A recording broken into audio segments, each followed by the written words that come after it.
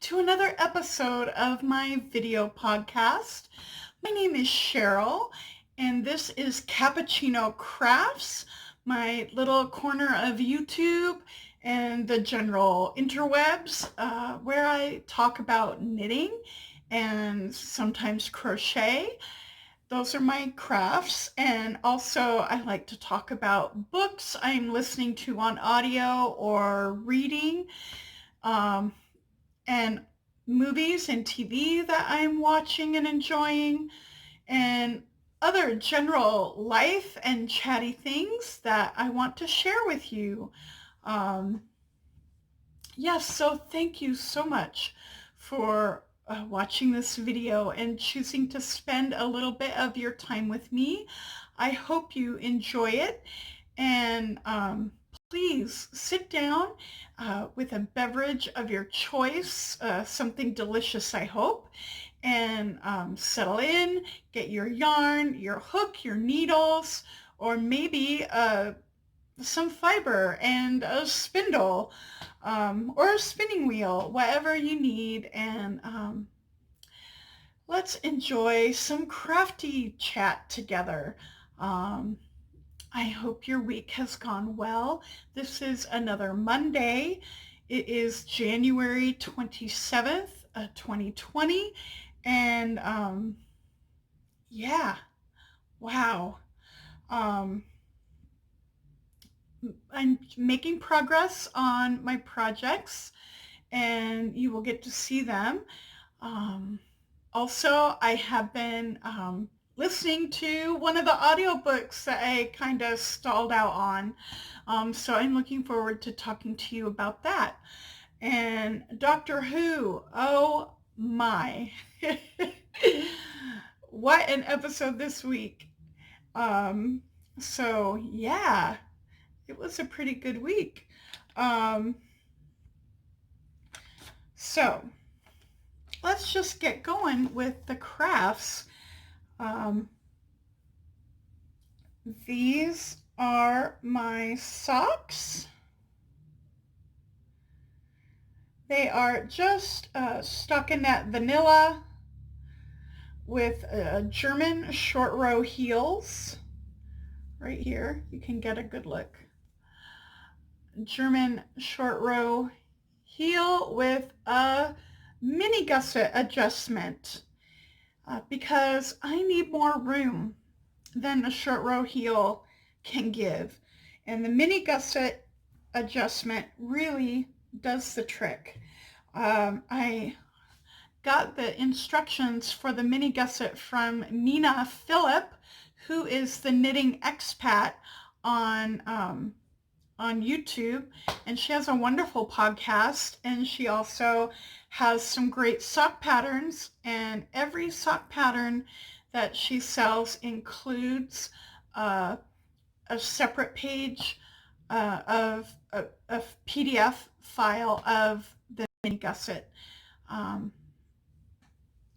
And yeah, I just did a basic German short row heel. I used a tutorial from Roxanne Richardson, and on Ravelry, her group is Rocks. And she does a lot of really good tutorials. If you can see the striping or pattern, this has some kind of faux Fair Isle patterning going on. Didn't get too distorted by the heel, and that is because I worked the heel from this bit of yarn. When I got the yarn, this is from Lang Yarns, Ya Wal Sock, and it doesn't have a colorway name, it just has a number, and I can't tell from the label which number is the colorway number and which number is the dye lot number. But I came in one ball, but I divided it. I wound 2 balls for each sock because I like to knit both socks at the same time. And that's a little more fiddly to do when you do it from one ball. Also, you're working from separate sides of the yarn, and the striping, the patterning is going to be reversed. And I didn't care that the stripes or the pattern matched up like perfectly down the sock, but I didn't want them like reversed, which could be fun depending on your mood and depending on what you want. That could be fun, but that's not what I had in mind and not what I wanted to do. So I divided the 100-gram ball into, I wound 2 balls. My food scale was not working at the time and I hadn't gotten a new one yet. But so I was just guessing, and kind of, I've done this a few times, so I kind of had an idea what size ball I needed. But then I didn't wind all of the yarn. I left some of the ball for doing the heels, and that's this. This is what's left after working both short row heels. So I like to either use contrasting yarn in a solid color or just use a different part of the skein for the heels so that the patterning doesn't get too distorted at the heel, because I like it to look kind of even. And that's how I did that, in case you were curious. Yeah.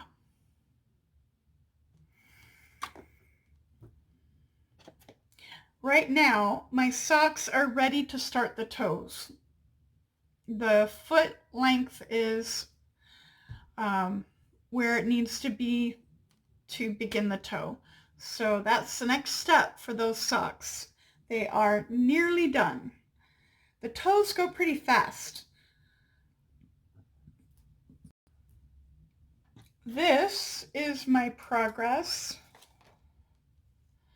on the Estella cowl, which is really fun to work on.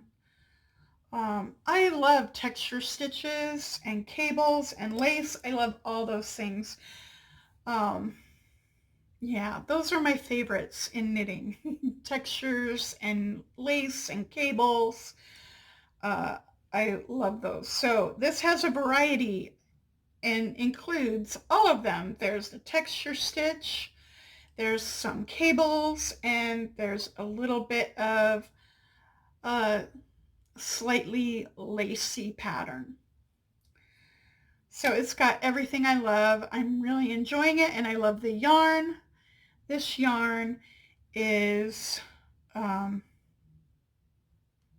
me see if I have it in my notes. It's Araucania.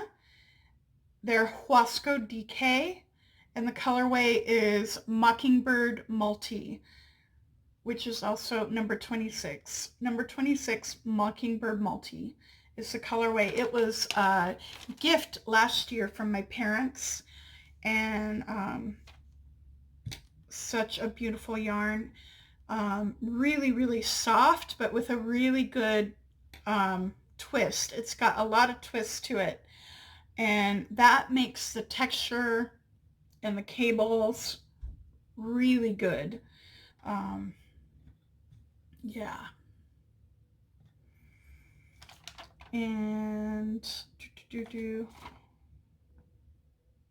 yeah, this is, sorry, looking at my notes, trying to stay on track.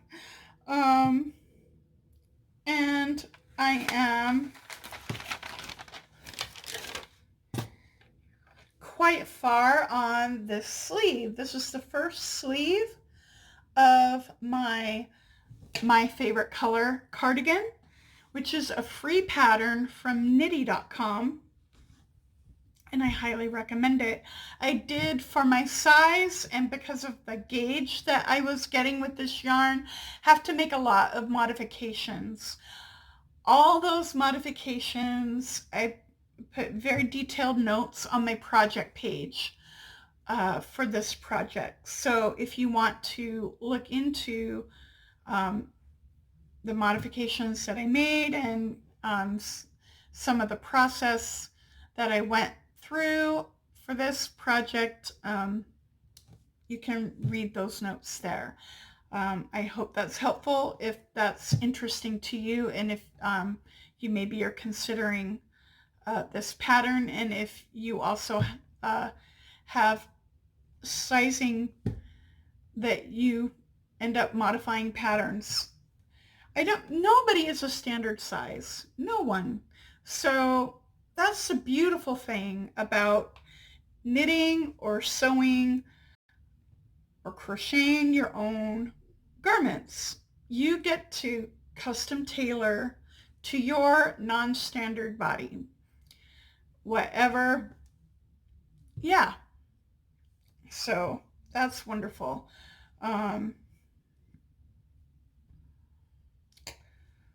There we go. And I did get a book recommendation last week from a very, very kind viewer that commented because I was talking about Tesla, and he's such an interesting historical figure and scientist and visionary, really.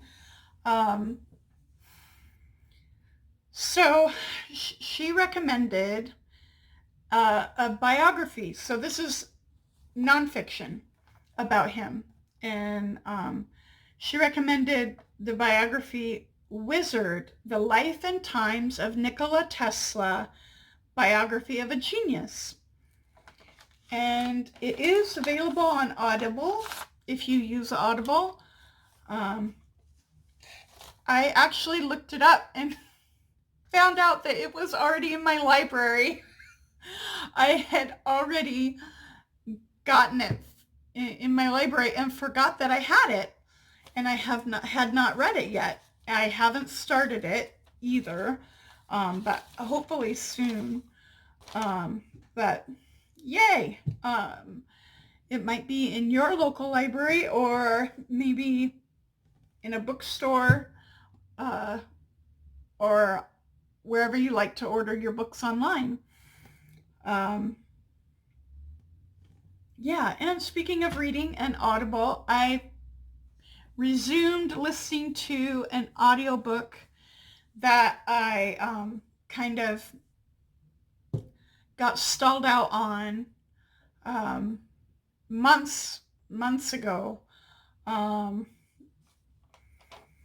think I got maybe between a third and halfway through, and then just kind of stalled out on it, and I picked it up again, and I am really loving it.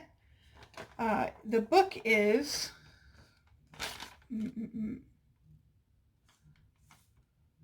Three Bags Full by Leonie Swann, and it is a mystery, a cozy mystery with a twist. And the twist is that the detectives and the most of the main characters are a flock of sheep. Individual sheep in this flock, and they have she characterizes the sheep with such wonderful personalities and full characters. They really are. But there's a flock of sheep whose shepherd was murdered. That's in the first 2 pages of the book, and this flock of sheep is solving the crime and finding out what is going on in this village of Glenkill in Ireland. I'm not sure if Glenkill is a real village or not, if there is a Glenkill, Ireland, but anyway, yeah. There are some schemes going on in this little village, and it's a tiny village, but you'd be surprised what's going on. But these sheep are going to get to the bottom of it, and I am loving it. It's really well written, and it's got plenty of intrigue, and the characterizations of the sheep and the people in the village are very interesting characters. And it's more intriguing and suspenseful than I would have imagined, because I thought it was mostly going to be cute and funny, which it is. It is cute. It is funny, but there's more to it than just that. And I'm really, really happy I got back to it, because it is well worth it. Yep, 3 Bags Full by Leonie Swann. Yeah, if you like a good cozy mystery, I think this one would be really good for you. And now let's just, I just am going to say about Doctor Who.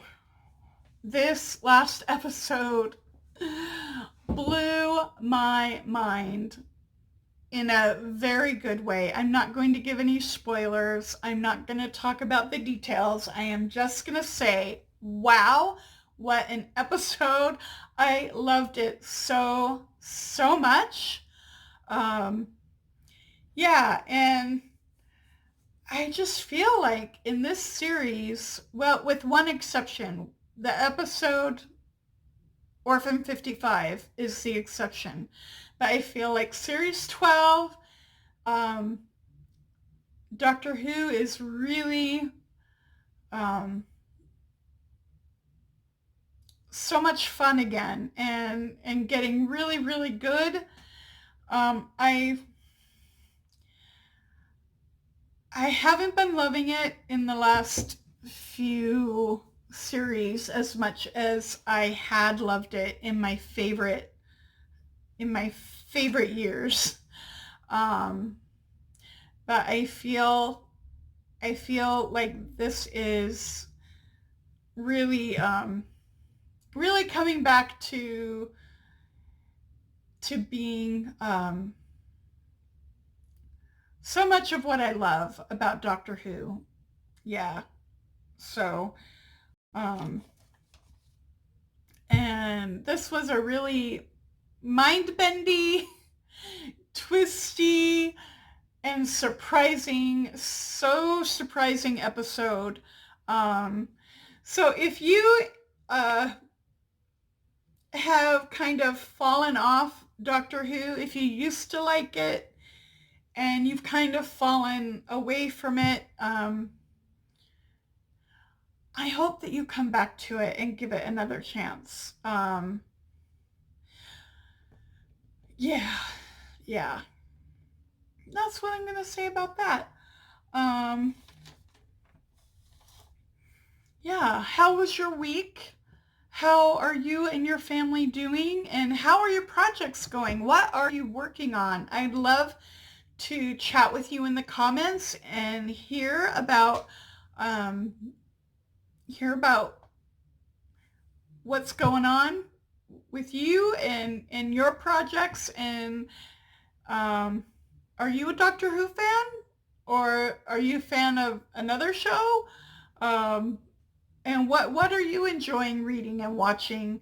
Um, I enjoy the wonderful people who take the time to comment, and I'm glad for that interaction. And um, yeah, so I hope that all your projects are going really well and turning out just the way that you envision them.